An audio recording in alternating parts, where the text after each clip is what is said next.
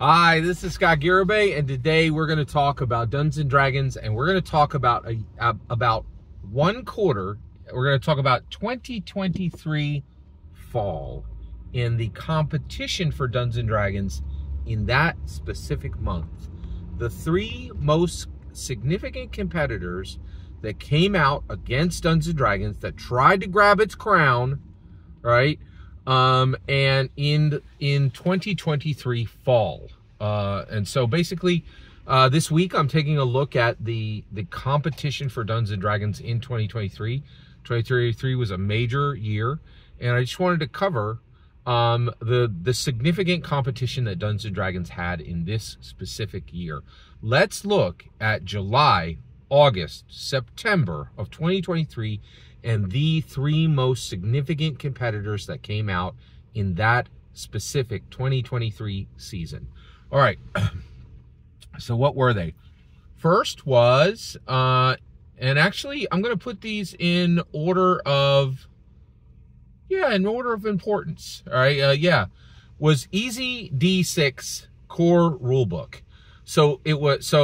This was a very interesting product and a real competitor for Dungeons and Dragons in really trying to, span the gap of quality, because that's really what the OSR and the indies are doing. And this product was special because it qualified as both an OSR and an indie product. So EZd6 was put out by a designer who's been around for a long time, and he's known for kind of what he has done on the convention scene. And the reality is conventions are incredibly important for Dungeons and Dragons, and they have served a major role in its 50 years.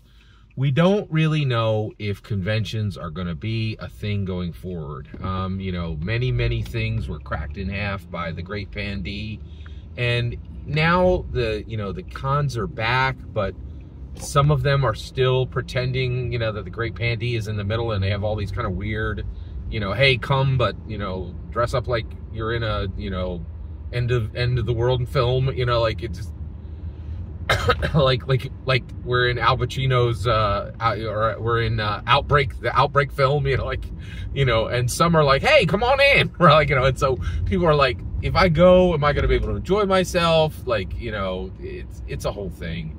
But this designer has been a mainstay in, at Gen Con, at Origins, at major conventions, and he had been building his own role-playing game for years, and what he wanted to do was build a role-playing game that was extremely simple and elegant, an elegant, simple rules design.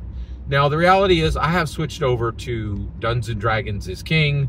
All other TTRPGs can kick rocks unless you are like a direct inheritor of Gary Gygax's legacy.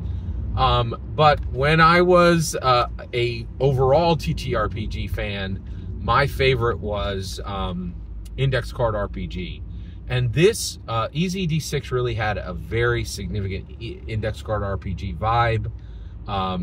Simple, elegant, right? The book, I think, was printed in like 3 colors, and it was an off-size book, which I really would love to see an off-size book win.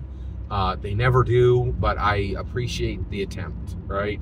And so EZd6 was a very real competitor for Dungeons & Dragons this year, and it spanned the gap and qualified as both an OSR product and an indie product. And I really think if whoever's going to win, I was about to say you have to span that gap. You don't have to span that gap. I definitely think, a real competitor to Dungeons & Dragons, somebody that could actually take Dungeons & Dragons' crown, does not need OSR. It does need the indie. Like, I think an indie, it's possible that someday the indie will could have a single year where they outperform Dungeons and Dragons with one game. Possibly there's a possibility of that, maybe 1 to 5% chance. There's no possibility OSR is ever going to win. And so, but if an OSR can qualify as an indie product, I think maybe, that's significant. It's a really big deal. And this did both, and the designers were smart enough to recognize that they needed to span that gap.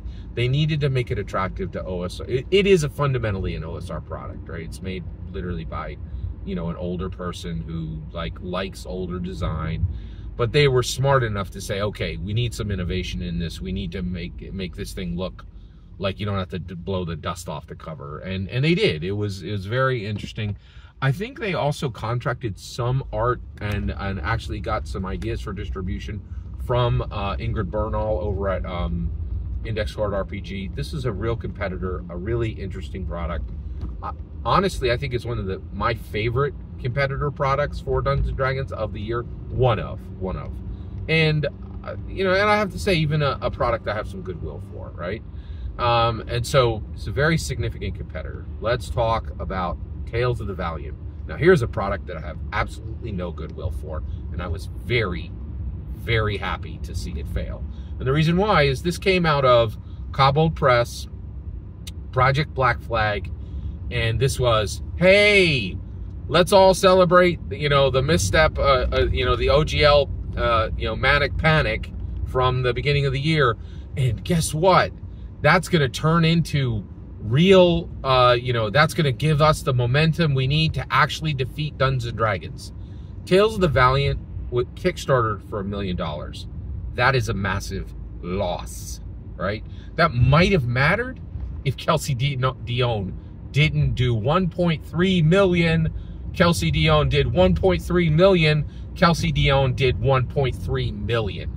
This was, Tales of the Valiant was literally the game that was supposed to topple Dungeons & Dragons. And everybody was like, oh, it's Q1 of 2023. Everybody's angry at Dungeons & Dragons.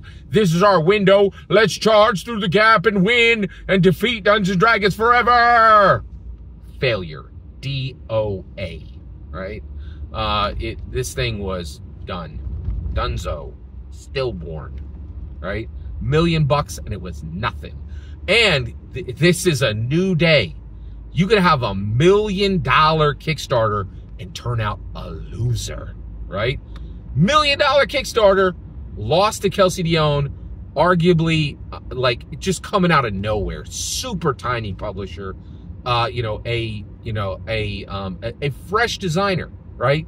Couple of Press got people who've been there for 35 years. They were outperformed by a person who I don't think is even 35 years old. Right, like, you know, like this was a massive embarrassment for Cobble Press.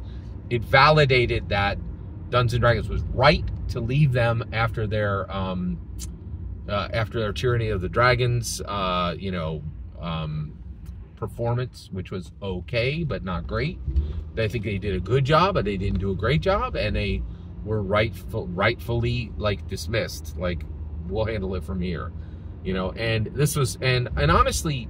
This was, and this is other thing, this product, in my opinion, was marinated in hatred. It was marinated in the D&D Begone fury flames, right? And I want all of those products to fail. I want all of them. And the reason why is they were all saying, hey, you know, D&D has bad rules. D&D has bad art. D&D has bad layout. D&D has bad rules. And it's going to be so easy to topple them. Seal your flapping maw. You did nothing. You lose, sir. You lose. And that's Tales from that's Tales of the Valley. And like it just like I just get so frustrated with so many people, you know, decrying and declaring that that Dungeons & Dragons is you know, that Dungeons & Dragons is bad and ignoring the performance, right? People buy Dungeons & Dragons because it's quality throughout. And there's so much on the internet just saying, hey, this is, you know, it's just big because of its name. It's big because they've worked for 50 years to make it the best role-playing game in the world. And you cannot beat it. And you certainly can't beat it, you know, based on hatred, right? And so, frankly, I was very happy to see this product fail, and this thing was completely stillborn, dunzo, and it is incredible to me, right? That how hard Kelsey Dion threw down, right, and just like completely outperformed companies that literally have been publishing longer than she's been alive, right? That is astounding. The failure of Tales of the Valiant is really a glory crown worn by Kelsey Dion, I think, okay? EZd6, Tales of the Valiant. Okay, so you have these two products, and you know, and it was a very significant quarter for and Candela Obscura. There we go. Critical Role. Woo! Man, oh man. This was one of their, you know, we're going to free ourselves from Dungeons and Dragons. We can do things without Dungeons and Dragons, right? Failure at so many levels, right? Failure for Critical Role. Critical Role, people thought that they could replace Dungeons and Dragons. They cannot. They can't even replace Call of Cthulhu. This thing lost to even Call of Cthulhu, right? They could have beaten Call of Cthulhu, and there were a lot of people who were worried this would cut into Call of Cthulhu's,